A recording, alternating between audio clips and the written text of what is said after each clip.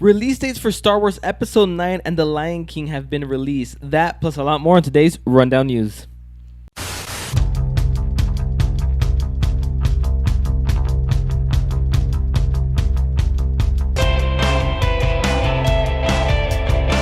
How's it going, guys? Welcome to the mic, and this is the Rundown News, where we're going to run down this week's top news in pop culture. My name is Mike. My name is Grisel. My name is Bernie. All right, so let's go ahead and start with our first topic. So we're going to start with, did Zoe Saldaña reveal the title for Avengers 4? So in a recent interview, Saldaña said, we're in the middle of it. I think that the Guardians just shot their part when it comes to Infinity Wars, like the first part. And we all have to go back for Gauntlet later this year. So Guardians of the Galaxy director James Gunn was quick to correct her, and he said, it's not the title. My guess is that Zoe just misspoke. I'll talk to Zoe today, but I would imagine that it's just Zoe misspeaking and saying Infinity Gauntlet instead of Infinity War. So will Avengers 4 be called Infinity Gauntlet, or had Zoe Saldaña misspoken? I thought this was funny. Funny. It's very funny. Bernie, what do you think about this?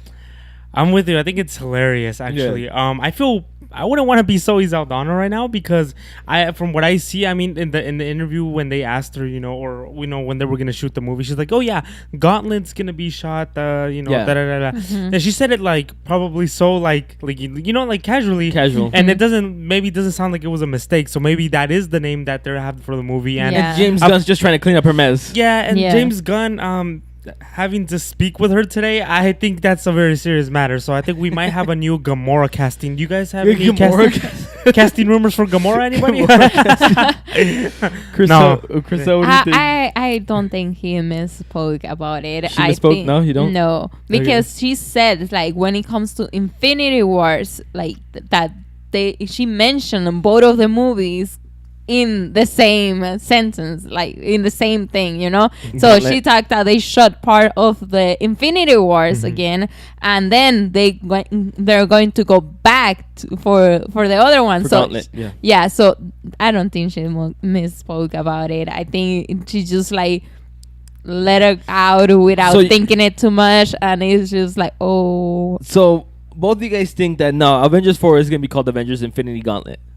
Yeah, I of think course. so. Okay. Because I've heard rumors before I've as well. heard rumors. Now I thought this was hilarious. I thought, look, if it is going to be, we'll find out watch us find out in a year or two. No, actually in about a year, right? When does the first Infinity War come out? It comes out next year, so in about a Infinity year. War, the first Infinity War next year, right? Next so we'll year. find out next year what the title is. But it would be hilarious if it actually is revealed Infinity Gauntlet. Or it'd be even funnier if Kevin Feige and Marvel decide to be like, damn it, now we gotta change the name. Now we gotta change the name. No, I mean, I don't know if it's gonna be called Infinity Gauntlet. I think that's too easy. To everybody. But what else would you call it? Oh, I don't know. I don't know what I would call it, but I think it's too easy. As in, people will expect that. And sounds like a simple name. It sounds like too simple. It sounds like an easy title to give. It sounds like The Dark Knight, and then the sequel to The that Dark one, The Knight Dark Knight Rises. Rises. Yeah. But also it's a name that you can like imagine, like, oh, I want to see that. What are they gonna bring for that? Yeah. The Infinity Josh Brolin. No, but yeah, I mean, I guess you're right. I mean, I don't know. I mean, I still don't think that's the title of the movie. I thought so for a bit. But I feel like that would be too easy to do. But maybe that's just what they're calling it now. Like the working title right now. Yeah, like the working title. Instead of calling it Avengers 4, because all we're doing is calling it Avengers 4. That is very true. And So, Gauntlet sounds more appealing than, All right. Well, I think it has to do something with the name. All right. Well, let's move on to our next topic then. Because we're not going to find out what it's called until next year. No. All right. So director Jon Favreau has tweeted out the release date for Disney's live-action Lion King movie. According to Favreau, the Lion King movie will be released on July 19th, 2019. Thoughts on the live-action Lion King movie release date? Chriselle, what do you think about this? I see Disney making a bunch of movies. I think they have plans for The Little Mermaid already. And I think Mulan as well. Mulan, yeah, and I don't know who other one, but I think we are in a point that is good to bring these movies now in live action, So it's gonna be cool. I don't know like what the idea they have for Lion King, so it will be interesting to see it. I think July 19, 2019 is almost like a doable date. So I'm not too stressing about it. I just like interesting what is gonna be the casting and the stuff. Well, I think they casted what's his name? Danny Glover. Oh, as Simba. Simba. Right? Yep. And then James Earl Jones is coming back as Mufasa. And then they just casted Seth Rogen as like Pumbaa, and I can't remember who they casted as Timon or something, or one of them. But Seth Rogen's gonna be part of. He's gonna be one of the Timon and Pumbaa. I can't remember which one. So don't know if Jeremy Irons is gonna return as Scar, but that would be cool. Yes. Yeah. That would be cool. But I think this release date, it's obviously doable because it's 2 years. It'll be about 2 years. Because obviously, Jon Favreau, what he did with what is it, Jungle Book. I mean, visually, that movie is visually. Oh, visually. Visually, that movie is crazy. I've heard good things. I haven't watched it. I need to watch Jungle Book. It came out last year already, and I haven't even watched it. It's on Netflix. It probably is, right? It's probably on Dropbox. What Dropbox? What is it called? Redbox? What is it called? Redbox? I haven't even gone. I haven't even watched it. Dropbox. No, but so I need to watch it. But Jon Favreau, from what I've heard, is that a lot of people liked what were we talking about right now? Jungle Book. Sorry, blanked out for a minute. There's dogs around. Jungle Book. So yeah, no. So I think that's enough time for him to develop a story, to get the visual effects. Cause I have a feeling he's gonna do something crazy with visual effects, just like he did with Jungle Book. Oh yeah. I mean, I've seen the behind the scenes of Jungle Book and how he just the massive green screens and just everything that he created there. It looked amazing. So I mean. I think yeah, I'm excited for The Lion King. Obviously, to me, The Lion King is the best Disney movie that I've seen. At least to I think that the Lion King is the best movie I've seen.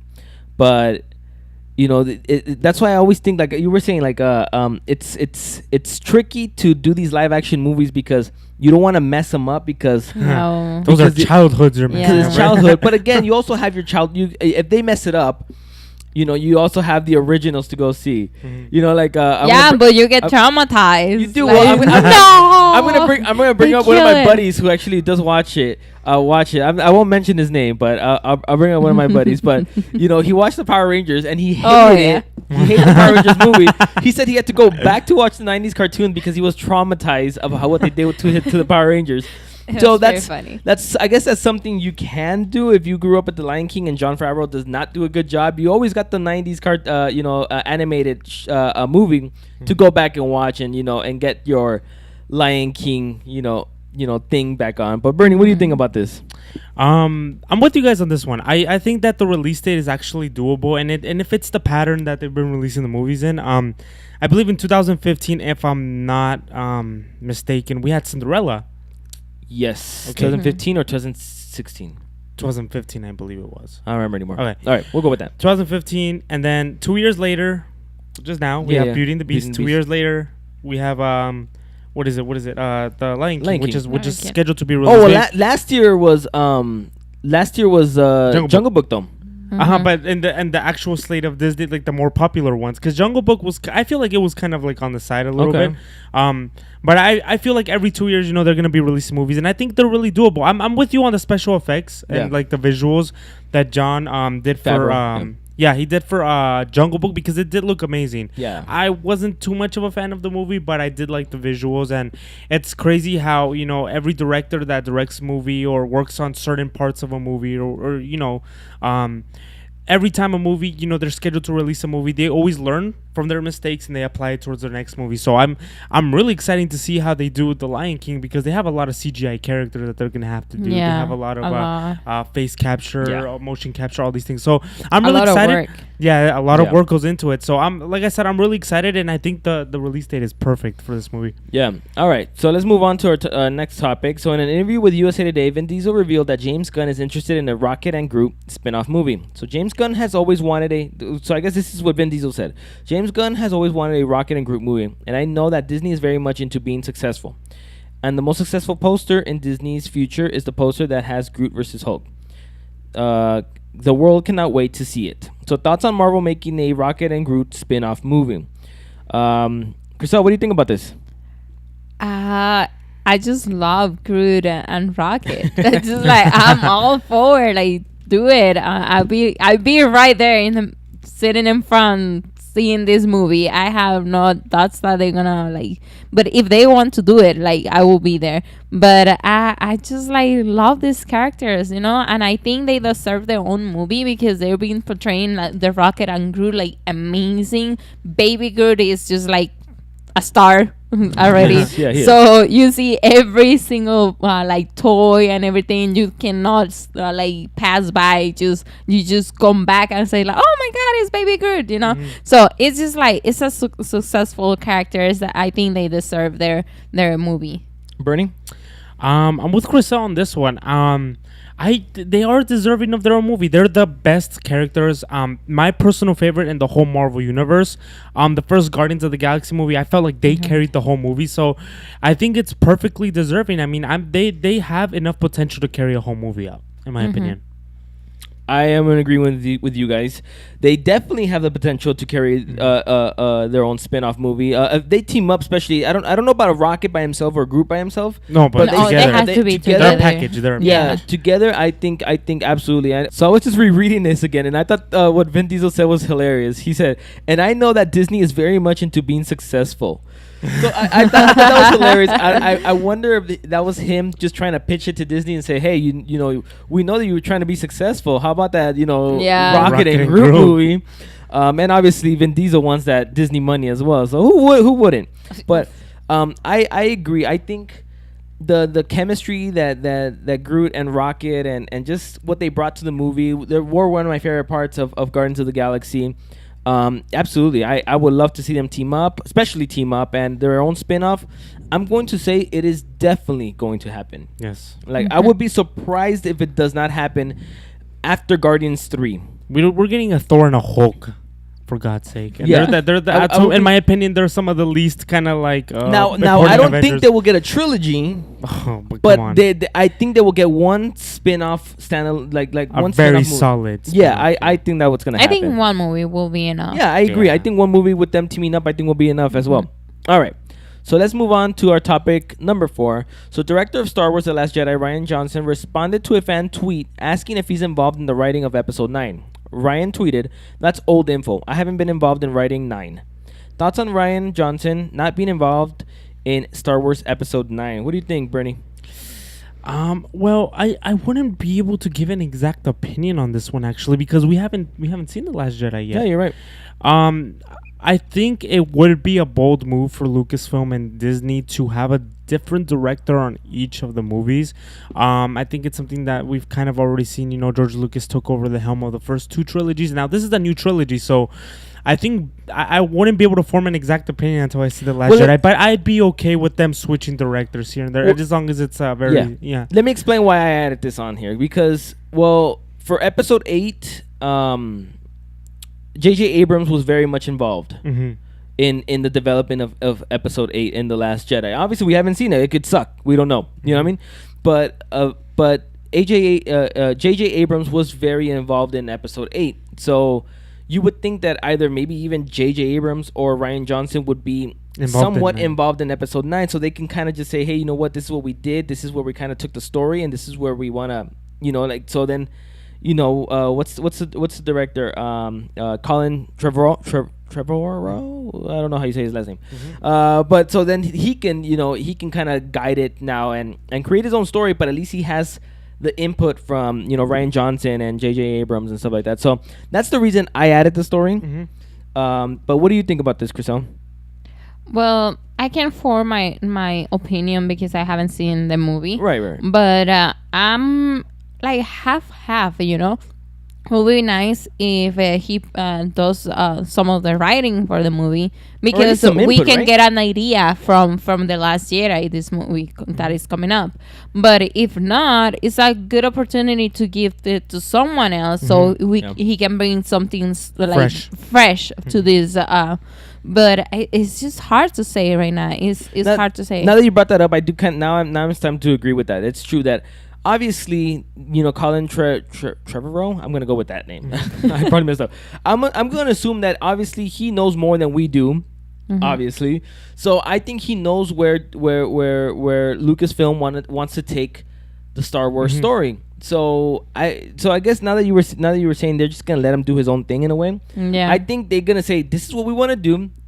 Write your story, but this is what we want to do. Yeah. So I think you're right. I guess maybe there's no need for Rian Johnson or even J.J. Abrams to even do anything. I mean, as long as he's aligned with the vision that they have. Basically. Exactly. As long as he's aligned with the vision that they have. But anyways, that was one of the reasons I put it on there. I wanted to see what we can think of, or we could just speculate, or we could just talk about. All right. So last topic of the day. So Lucasfilm has revealed that the release date for Star Wars Episode 9. So Star Wars Episode 9 will be directed by Colin Trevorrow. I think that's how you say it. I don't know. And released on May 24th, 2019. Thoughts on the release date for Star Wars Episode 9? Bernie, what do you think about this? 2019, dude. Yeah. It's 2 years away.